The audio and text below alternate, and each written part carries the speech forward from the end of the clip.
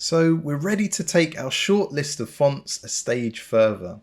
Now in the previous lesson we picked out fonts and we had a very quick look at what we felt might be appropriate or not.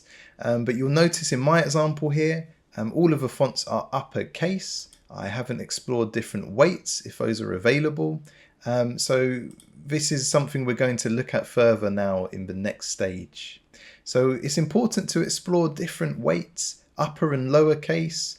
Sometimes you really get the best out of a font once you explore those options. And to show you an example, if I take this here, which is Lato Light, and I mean that's really nice, probably not appropriate for something trying to be traditional. It's quite timeless, but also very modern, and I'm not sure this brand wants to give off a modern vibe. But look at the difference it makes to do a few things, and I make sure I do this every time just to explore the possibilities. So I'm going to take uppercase off, and you can try regular case, and you can also try all lowercase, so even the first name of a brand, lowercase. And that sometimes really softens things if you compare the two. The spacing, now I already had this spaced quite widely because I know I have a preference for that generally, but that's the regular spacing. So look at the difference spacing it out like that makes. Maybe feels a little bit more of a theatrical title. Of course you can try font weights. So completely different impact that gives you. Different sizes, and when you look at something different sizes, you may realize that a really light font weight is going to struggle or isn't going to have enough impact, or maybe it's just what you're looking for.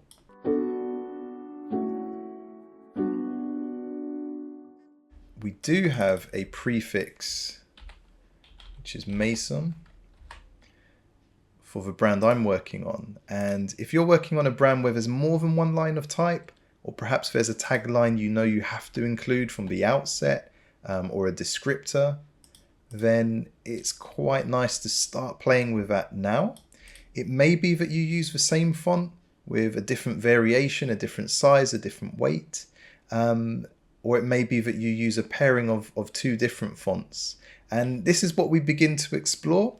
And you know, just as I've talked about those options, you realize that for a page of, I think I actually have 12 here, but say for a page of 8 fonts you've shortlisted, you can spend a lot of time just exploring all the options and playing with these. I mean, I know straight away that a pairing I like, if I grab this one, which is a favorite font of mine, is an ultra modern with a classic.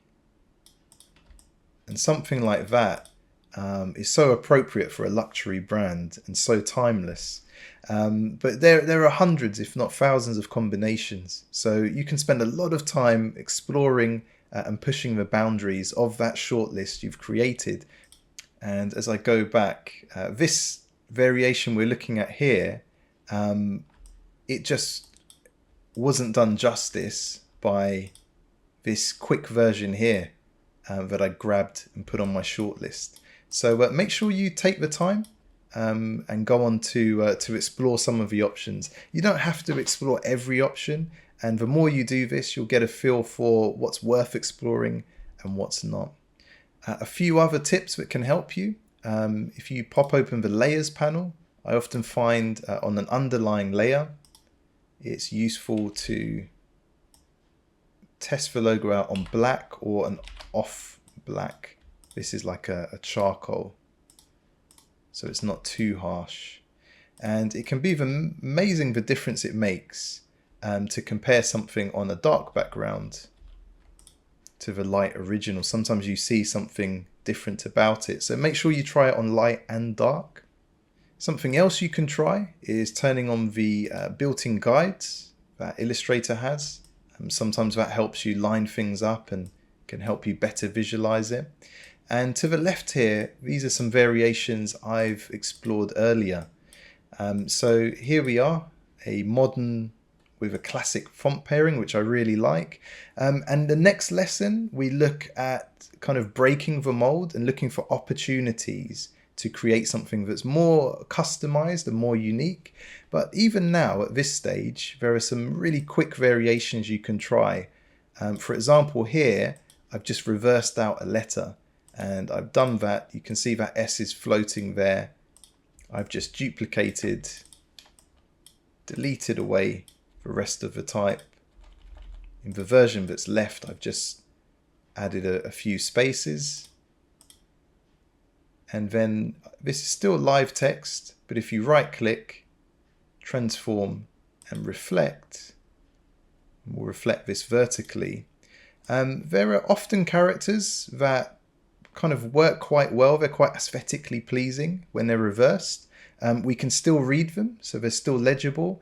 But reversing something out, especially where I see a double letter like this, I think that can be quite a nice touch in just customizing the brand. Giving it something a little different and also drawing the eye.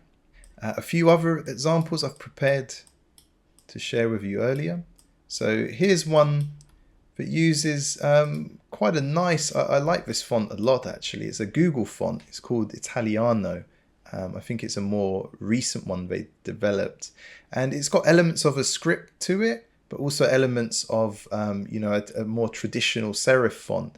So I quite like it. It's kind of a classy combination of the two. And rather than just place it, floating above or floating center as we often do, I was just looking for opportunities to maybe have it weave in and out, to have it interact somehow with the type below. So, you can look for something like this where maybe the A's, and we would tidy this up afterwards, they run together to some extent. That's quite a nice little hook there. You could outline this and kind of subtract and make it look like there's a shadow, or actually have one appear to be on top of the other. All sorts of interesting opportunities. I'm not sure this has quite worked, but there's something there. I quite like the idea of some of the letters almost threading and weaving through the others. So that's quite nice. So scripts will give you the versatility to do that. Because they have such free-flowing letter forms, I find they can work quite well when you really weave them in and out of other characters or each other. There's a centralized version. And then this is a little more traditional, but if you notice, because we've got an M starting off both lines of the brand name, I think this is quite an interesting concept I might explore further. The idea of having one M, and perhaps this could even be a different M. Maybe it could be a script if I found something complementary. I do like that. I like the fact you can have this left of the line positioning, and both lines of text start off with that character.